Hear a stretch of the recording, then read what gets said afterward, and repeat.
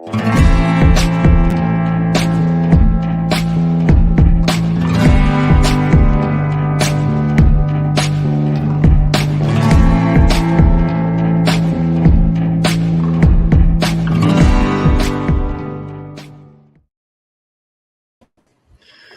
back, Brew Crew, to another episode of All Things Considered. It's Kent from Kraftbrewmorphology. It's Monday night. I figured I'd do this. I waited till the last minute because I have something I want to kind of show off. But anyway, like usual, support U.S. Arc. They fight for our rights as reptile keepers. I'm not gonna, go on a continuous rant about that like I always do. I am a bronze member. I will be upgrading to silver when I renew in April, and I'm still waiting on my T-shirt. Not that that's a big deal. But this show is pre-recorded because I'm just not available in the morning to do it live because I have work. And if I were to do it live, it would have to be really, really early. And, it might as well be the same thing that I'm doing now because most of y'all aren't going to be up that early to be watching this. Maybe you'll catch it when you're, getting your coffee or, eating breakfast, reading the paper. But, it'd be like at 6 a.m. Eastern time. So, that's really early. So that's why I do this pre-record and I try to wait until the last possible minute to do it in case something happens. Maybe I have eggs or some update or something happens. But unfortunately, I don't. And I did another pre-record for my live for Shedding Your Skin on Saturday. So a lot of you got all the updates from there. One thing that did happen, and I showed it off on yesterday, which would be Sunday when I was on Lauren's channel, I believe for multiplayer morphs, the clown, the GHI clown that I got from Kai, he shed out. So this is what he looks like, with the fresh coat of paint. I do like how GHI brings back pattern into clown. He's not really being cooperative. And I also have to clean his tub because he took a nice dookie. So what I wanted to talk about today is reptile shows. I will be vending my first one in November. I don't have my own table. I'm sharing one with Chris from B&S. Sort of, dip my toes in the water. So I'll have a few things there. But before I go into, how I view reptile shows and things like that, I wanted to show off this big old bag of stuff I got from Redline Shipping. So let's see what's in here. All right, so everything comes in the thermal bag within the bubble mailer. So let's see what we got. If I can open it. All right, so looks like we got a bunch of the little flyers. With the information about Redline Shipping, and everybody gets the 60% off for their first two. So if you haven't done that, sign up and use code Robin60 and you get 60% off 2 shipments or 2 orders. It looks like. So it just says 2 redemptions per customer. So if you have a big order to ship, maybe use them. I've used them to ship out my first animal. I was very happy. So these will likely be with me. Some of these will be with me at the show. Some of them are going to stay here. So when I ship stuff out, I can just put them in the box. All right. What else do we got?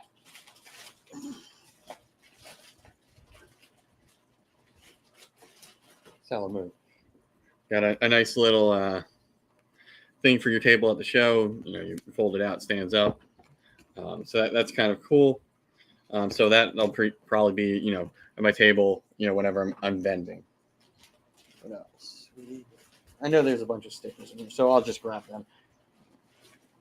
All right, and a ridiculous amount of Redline stickers. So these will be on the boxes I ship out, in the boxes I ship out, some, on my table as well. So, everybody likes some freebies, so you get free stickers, if you come up my table / Chris from B&S's table at Gettysburg on the 11th of November. Let's see. Sally, get out of there. There's food in here, as you know. So she is trying to get at that, but she can't eat that. And that's going to be the last thing I show off. So what else did I get? I got a koozie, lanyard, and of course my dog's gonna get that lanyard now. What else? Looks like we got like an iPhone stand, I guess. If I can figure it out. There we go. So that's kind of cool. So I'm assuming that's what it is. So that, I mean, that's kind of cool if you're doing like a live stream or something like that, or you want something, to prop your phone up on. If you don't have a tripod or something like that, this will work, in lieu of that. So that's kind of cool. All right. Yeah, a snake bag. It's mesh. It seems to be a little more breathable, stretchy than some of the other ones I've used or had.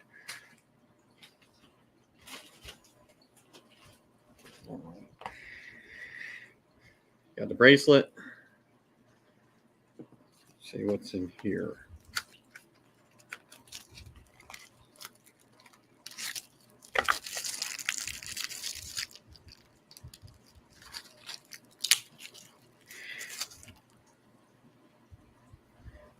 Okay, if I can figure out how to get this open. It looks like some sort of like knife that's on a carabiner. I can't. Oh, there's a button. Okay, I think. Button release. I'll figure it out later, but it looks like a little knife that you can clip on your key ring or something like that. So that's trash. Over there.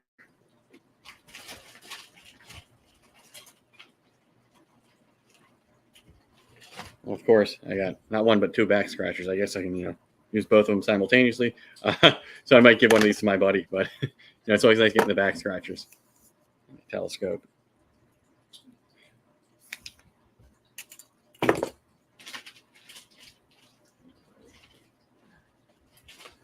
And I got I get a Vicks inhaler thing. So, I mean, it is good. It's allergy season, cold and flu season. So nice to clear yourself up. But I don't know if I'm at a reptile show. I don't know if I want to, be able to smell everything between the animals and the people. Sometimes y'all can be just as bad as the animals. So, remember, there are other people there that can smell. And that was my joke that I said I was going to make when I saw I had that earlier. All right. So looks like I got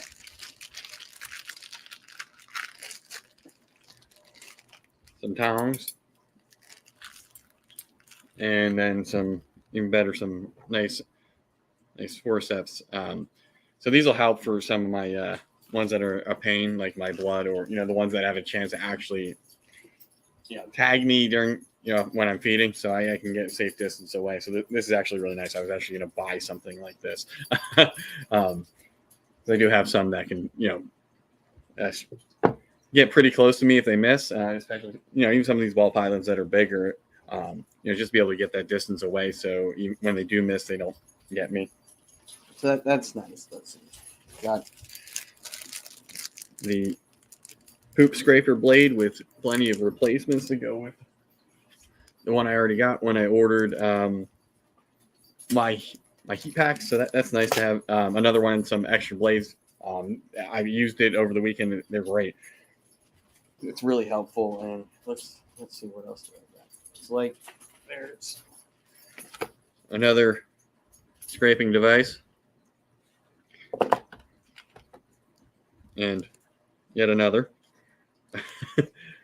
And what's in here? This is probably more. So I joked when I saw this earlier that this is like the dentist setup for scraping stuff. But it'll be nice because depending on how your tubs are and your enclosures are, you got a lot of nooks and crannies that you really can't get into. So something like this, hold it so they don't fall out. It's really nice to be able to get in there. I mean, you can see there's a lot of different angles of blades, things like that, to really get in there and clean your enclosure. So that's really cool. So I'm actually happy I got this because some of mine have grooves and things like that. They're not exactly flat surfaces all the way around. So that'll be nice to help clean. All right, what we got here? We got it's like a nice pair of scissors. This will be great for cutting eggs, things like that.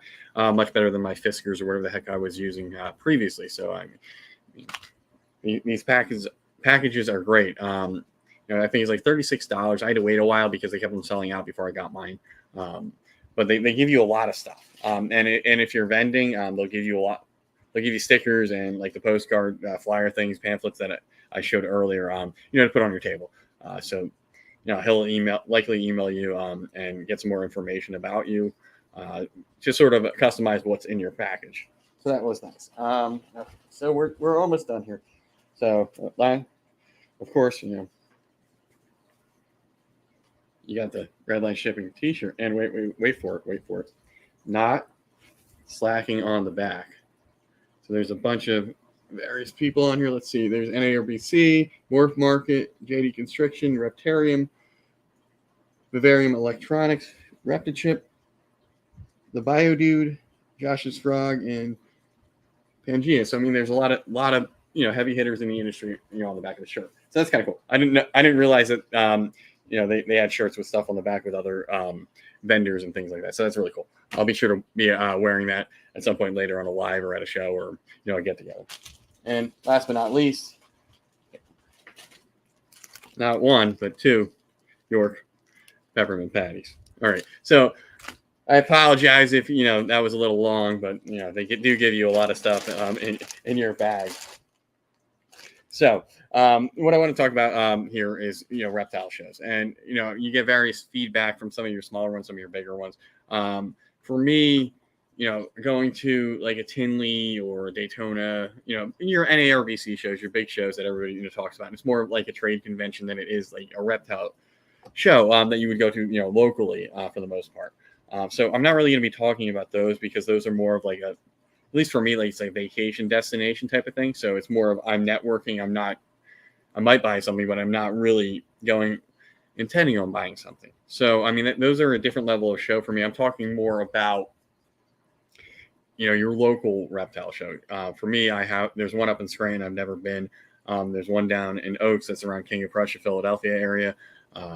Hamburg, which is out by the Cabela's by me, which is also this coming Saturday. I'm not going because I have no interest to be in that cramped building. Sorry to anybody who likes that show. I used to like it. It used to be awesome.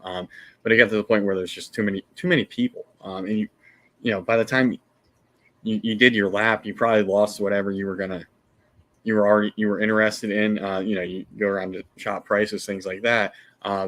Or you just couldn't get to that table because somebody's in the way or somebody. Anyway, it's pretty packed, or at least it was when I was there. And then the other one I haven't been to, but I will be vending my first show is the Gettysburg Reptile Expo, which is in November. So one of the things I look for, first, when I walk in to one of these smaller shows is how is it set up? Is the space utilized well? Usually you have, everybody, surrounding the venue, right? Who's in the corners, who's got the big, what's catching my eye? Who's got the branding, the advertising that's catching my eye? I might go there first. With some of these smaller shows, it's usually people I know or am familiar with. So it's not really as big of a thing for me now as it would have been back then, but you want to go to, that nice looking table.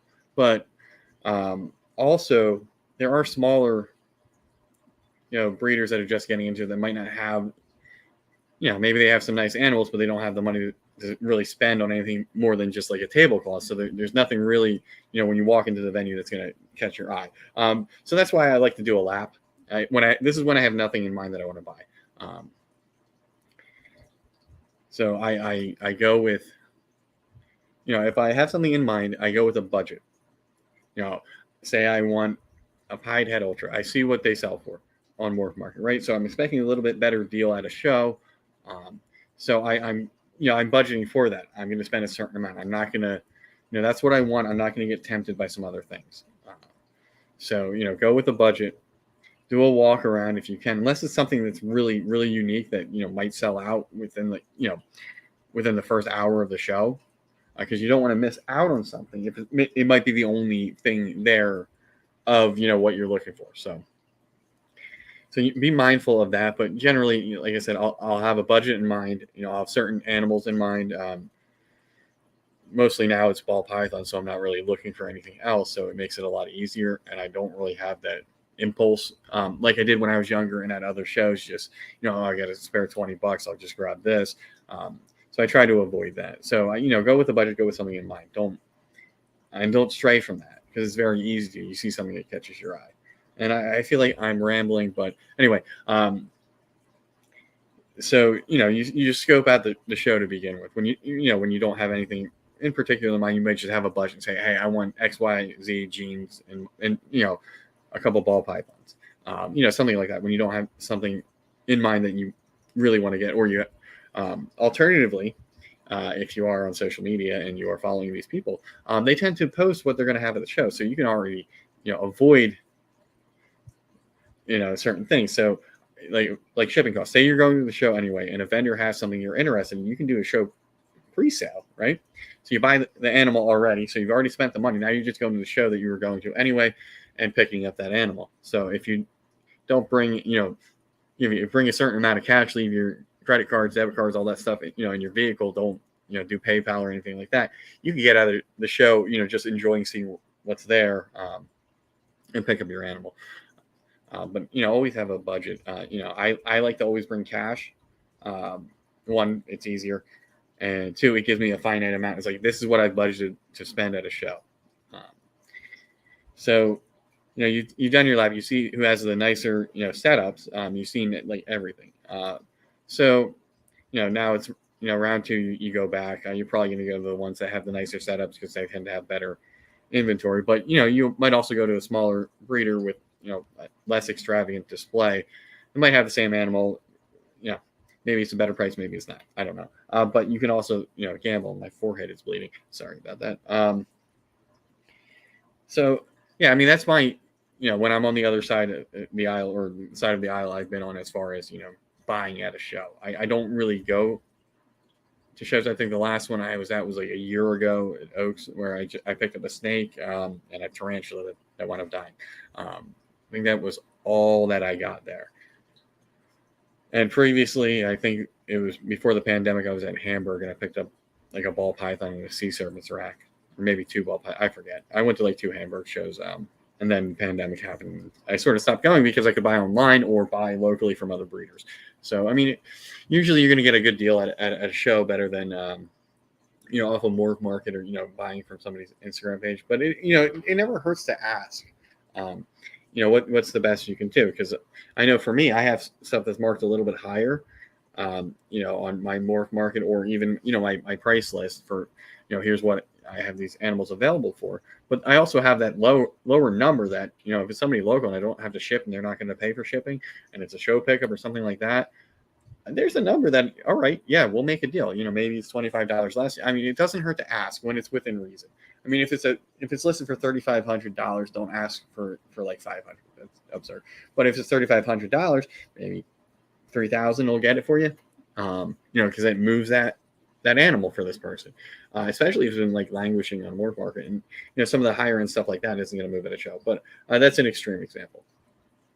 So I like and dislike reptile shows for the following reasons. There's a lot of animals. There's generally better prices. You get to interact, socialize, all that jazz. But the 2 things that I dislike, aside from that are just general people stuff and being crowded and stinky, scuzzy people sometimes, I don't like that. It's like, I don't want to be in an elevator when somebody farts. So it's sort of, yeah.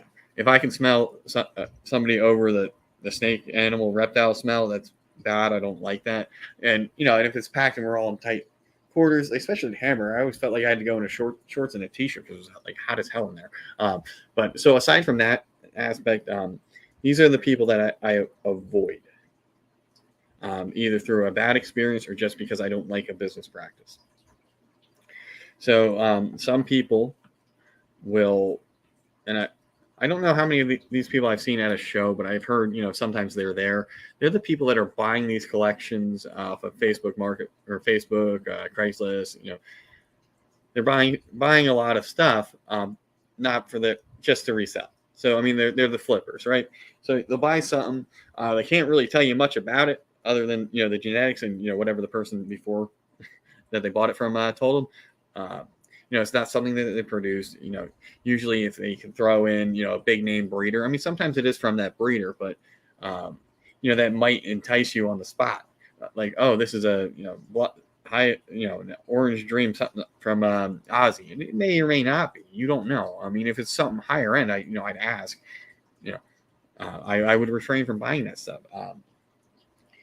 And if they're buying it, they can't tell you what it's eating. If they can't give you a history of the animal, and that goes for any vendor. All my snakes are with in Husbandry Pro, so I track feeding most of the important stuff. I'm not really going to track when I clean or do water changes. That's extraneous to me. But if they can't tell you what's the prey item, for all my hatchlings and a lot of these animals, you're getting almost their entire life's you know food patterns, breeding behavior, things like that. So if I know some of that's a lot, and a lot of people are on pen and paper, Excel spreadsheets, but you should be able to tell if you produced it, who the parents were, what it's eating. And if you can't do that, if I don't want to buy that animal from you. And if you can't, like, say, like, I might have some breeders that I didn't produce that I'm just moving off from. When I do know who they came from, I will let you know. I didn't produce this; it came from so and so, or I bought it at a show back when I wasn't tracking, that sort of thing. But I can give you a lot of history on the animal. So if you're talking to the person and they don't really, they're just giving you like mouth service on it, trying to make that sale without really discussing with you, what that animal, what the pairing was, that some of that animal's history, don't buy from them. Because I think that's something that we as reptile breeders should be able to give a customer, right? Even if, like, I know, Husbandry Pro will let me, I think I can print out a QR code, and Jeremy or somebody with Husbandry Pro that's using it more, on the vending side, let me know. I could, if I'm wrong here, but you can print out a QR code that will take you to like that animal's like Facebook page, if you will, right, where you get the all the information that you've entered about that animal. So you can have that even on your displays where you're selling. So a customer can come by, or potential customer, scan it, see everything, okay, and now you don't have to have that conversation. And then if you do complete the sale, you can now send that information, either transfer the animal to them if they have a Husbandry Pro, or just shoot them an email of the printout of the history of the animal, so they can they have an idea. But yeah, that's one of my pet peeves, is the people that and it's just in general. They could be at shows, it could be in the hobby, where they're buying somebody that's desperate to get out for whatever reason, or maybe they're downsizing, or something's happening, so they buy a rack of animals, and then the next week or so you see the same thing listed on a different venue or at a show. I mean, I really don't like that. If you're going to say somebody's got this V6 behind me, but they got like a normal that they need to get rid of, and you need the rack, but you don't really want the normal, just be upfront. If you got to buy the snake and you're going to flip it, so in that situation, I'd get the rack and the snake, be upfront with the person I'm getting it from, that you're going to move on from that animal, but you're going to make sure it's healthy and whatnot and goes to a good home. But be upfront about that. Don't be shady, especially if it's got some nicer animals, or the person's like really on the fence about getting rid of them. And if you show up with a brand and something like that, they might be like, okay, the person's a little more legit. But in that case, just be honest. You wanted the rack, you got the snake, that it doesn't really help you, but you can also use that brand new used new rack that you got as a quarantine, and sort of leave that animal in there, make sure it's healthy, and then you can move on from it. I don't have an issue with that. It's just the flipping. And I talked about it. I've talked about it lately a lot. Those are the things that I really, really don't like. Buying something lower and then immediately flipping it. It's not right for the hobby. And it could be somebody's pet. It could be somebody's small collection. They put or at least try to put effort into this animal. And what are you going to do? Have it in your rack for a week and then list it again? And then you don't even know if it's healthy. And it's not good. And then somebody else buys that animal from you, and you've not done your due diligence to make sure the animal that you've gotten on the cheap is healthy before you move it on. That's not right. But this is, like I said, this is mostly supposed to be a reptile show. So I mean, that's the kind of vendor that I don't like. And I know I've done a video on this previously. My dog's bothering me, licking my leg. So the other thing that I don't like, and this is at almost every show I've been to, and it's really disappointing that these vendors are still allowed. I don't really know any of them by name because I've only dealt in cash with them, and I've never gotten anything, aside from when I was younger. They usually have a big like corner or 3 tables. They've got quite a bit of space, and they have the most variety of anybody in the show. Right? You name it, they probably have it. Don't ever buy from them, because these guys are just importing these animals, in my opinion, because they're stuff that really doesn't have a captive bred population in the United States. So these are like, I don't want to say rare, but they're unique. There might not be much data on husbandry, things like that. So they probably can't really tell you much more than that, because they've keeping it in these tubs and moving from show to show, hoping that you give them the $100 some odd because it's a cool animal and it's not their problem, and they got it for like they're cheap, and they no longer have to care for it. So I don't like those tables. They have just about every type of animal: frogs, turtles, tortoises, amphibians, snakes, all sorts of stuff. And a lot of times it's something really unique, right? It's something that you can't get. But it's typically wild caught, or at the best it's like farm raised, but it's sort of not the best condition. So I avoid those tables. I don't think I've gotten anything from one of those tables that has lived more than a year. And now with all these animals that for the most part, I think all but one is U.S. captive bred. I don't know about my fish, but I think they're captive bred. And I'm not sure about one of my Russian tortoises. But I think they're farm. I don't think it was field collected. And then I got a red-eared slider that was given to me by a buddy, and I can't let it go out in the wild because they are invasive, but they're considered introduced in Pennsylvania. So as long as I have my fishing license, I can have one. And I'm not going to put it back because it competes with the smaller cousin, the painted turtle. So, and plus he's been here eating, pellets and things like that. So he or she can't go back in the wild. But, I try to avoid stuff that doesn't come from a breeder. When it's field collected, things like that, it's bad news. And if you're somebody that hasn't been doing this for a long time, you see this animal and it's like, oh wow, this is a really cool lizard. And I'm blanking on it. And if I wasn't doing a lot like this, like alive, I'd go look it up.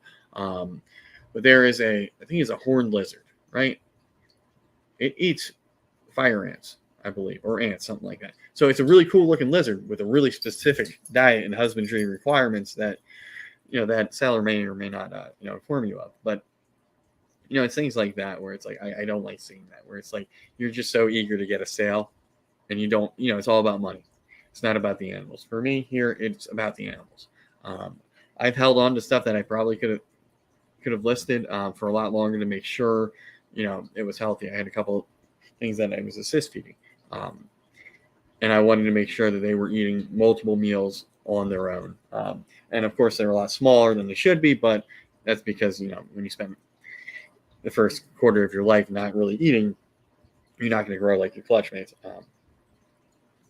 So I really don't like those tables.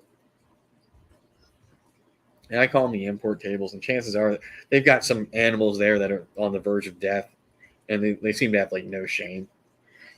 They'll probably throw one of those in there with the animal you're buying. He's like, okay, I want these 2 fire skinks. Oh, well, take this third one that looks emaciated and half dead for like free. It's like, well, now it's not their problem, but then they've already made their money. So I just can't stand tables like that. And they tend to have everything in deli cups. Not that there's anything wrong with deli cups if you can't, at the time get a display. Like for me, by the time I figured I was doing the show, I can't, all the lead times and things like that put me after. So, I have to use deli cups, but I'm going to try to figure out a way to make it at least look a little better. Maybe I'll make like, a tiered stand out of wood or something like that, just so I can put my animals on. I'm not going to have that many. I think I'm going to have like 6, maybe. It depends if these hatchlings eat. But yeah, don't knock that where there's effort into the setup, right?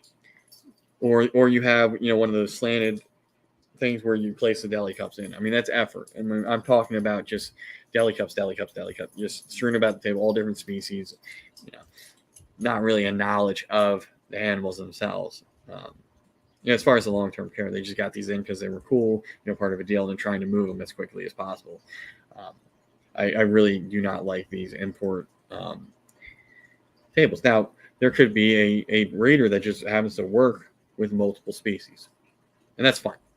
A lot of us, I try to breed Russian tortoises. I try to breed leopard geckos. I'm going to dabble in crested geckos, and I breed ball pythons. So, I mean, that's not unheard of for somebody to have, more than, just one species on the table. But I'm not talking about those people. But yeah, and the other thing, this is like the third one, kind of. But it sort of dovetails off of both of those, where the vendor themselves doesn't really care about the animal. It's the smell. The presentation. Are you offering up animals that look sick? I mean, that's a big no-no for me. Are there animals that are dead? If there are, get them out of there. Take pride in what you're putting through. Don't try to just make a buck. I've heard things from other people where you could smell somebody's table like halfway across the room. That's bad. And yeah, I'm not one to mention names unless I have to. But yeah, if you come to a show and you have sickly animals and there is a smell of death around your table, that is, you shouldn't be at the show. And I hope people that promote these shows do, police their vendors. So if there's somebody you've gotten a few bad reports, maybe you get a handful of reports on this one vendor that they had about 20 animals that went home with somebody, various people, and they all died. That's bad. Maybe don't have them back at the show. I don't care how big they are. If these animals are well cared for, it's a very, very slim chance that they're leaving and dying within, on the way home within the week. I mean, that's bad. And we seem that in this hobby, this industry, if you've been around forever, you almost, I don't want to say you're untouchable, but there's this sort of like, well, you've been around for a while, there's some respect. Or he did something 10 years ago or whatever. And we don't want to knock that person, or that person has fans or something like that. But at the end of the day, it's about the animals. I don't care who you are. If you are brand new or you've been here since the dawn of, somebody beat their horn. Been here since the dawn of the hobby. If you are offering up animals in bad shape or, horrible, show presentation conditions, you shouldn't be vending. I don't know if, maybe you got in over your head. Maybe you've been in it too long. You have all these animals and you, for some reason, can't downsize. You should probably downsize, because the second, for me, that I can't take care of everything here, and I have stuff that's not, cleaned, it starts to smell, I don't find something that's dead in a tub for like a month. That's, somebody tell me, sell half your collection, get to where you can manage it or get out. So I don't like that. And I think we have to have this conversation, and we have to promote good practices within the hobby. Call out those who, are flipping, who are making the hobby in general look bad. So I'm of the don't tell me, show me mentality. So, if I say I bring, a couple snakes and one decides to use the restroom, in the tub I have it in, or the container I have it in at the show, I'm going to, I'll probably have cocoa and, paper towels, a bunch of other, stuff on hand, so I can clean that up and make that animal look presentable, get rid of the smell. And that's what you should do. If you have an animal that, for whatever reason, I don't know why you'd be bringing an animal, but say you have something that you didn't realize had an underlying health issue and it kicks the bucket at the show, get rid of that. Hide that animal. Like, now I wouldn't bring anything like that. Maybe, you're dealing in like feeders. You might have one that, dies on you or something like that. But I can't foresee anybody bringing, stuff to a show that's not healthy.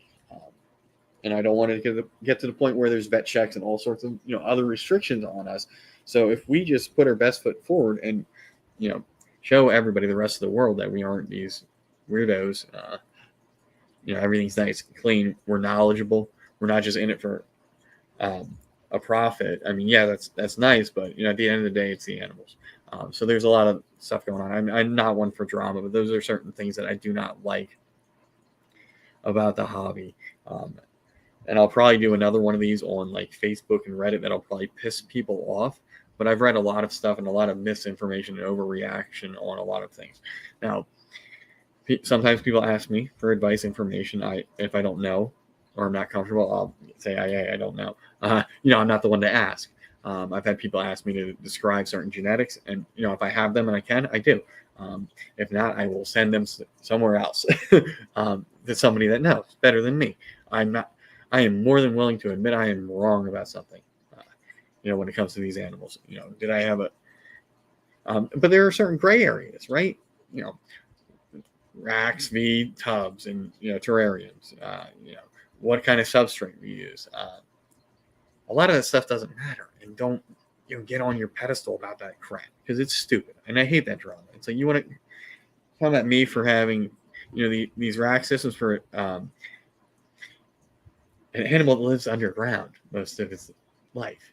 It's an ambush predator. It's most of the time they're in the same dang spot. And I've observed this because I have like 40 some of them. Some other animals do need more. Boa, semi-arboreal, things that move a lot vertically. They need stuff. But I'm tired of these arguments about substrate. How you have your animals. As long as your parameters in your setup are correct, the animal has room to move. You're fine, in my opinion. I remember back in the day, and I probably will still get this for keeping leopard geckos and desert species on sand. I use play sand. That's made for kids. So your kids, if they eat that, it's going to come out of them. Much as the same, the structure of it for, works the same with these reptiles. So, now where people were getting cheap, and they were probably going with like that construction sand, which the crystalline structure of the sand itself is meant to compact. So if you were to ingest a lot of that, it's going to compact because that's how it's made. This stuff's kid safe. So, I don't like those arguments. If it works, if it's functional, if it's been disproven, don't dwell on that because it was something from the 90s. I mean, back in the day, it was like critter keepers, like I don't got one over here. Critter keepers and like that AstroTurf shit and heat rock. There was a bunch of bad misinformation back then. So forget about all that stuff. And do your research. But yeah, all these little arguments and things like that are like, yeah, you want to call me out for being like inhumane because my animals don't have jungle gyms and Rubik's cubes and all that stuff. They're fine. They eat, they breed, and I care for all of them the same. Like it's not like this is some factory puppy mill or snake mill. So I get tired of that. That sort of pet keeper versus breeder versus enlightened Facebook warrior pet keeper. So I want to do something on that just to stop because I've seen people with 1 or 2 animals, 3 animals as pets put out some misinformation, and I don't want to call them out. I'm never gonna be on here bringing up the screen and going through what pops up on my Reddit or my Facebook. I'm not one, unless it's really bad. I'm not one to comment even. I'll just let hopefully somebody figures it out. But if it because I don't like that confrontation.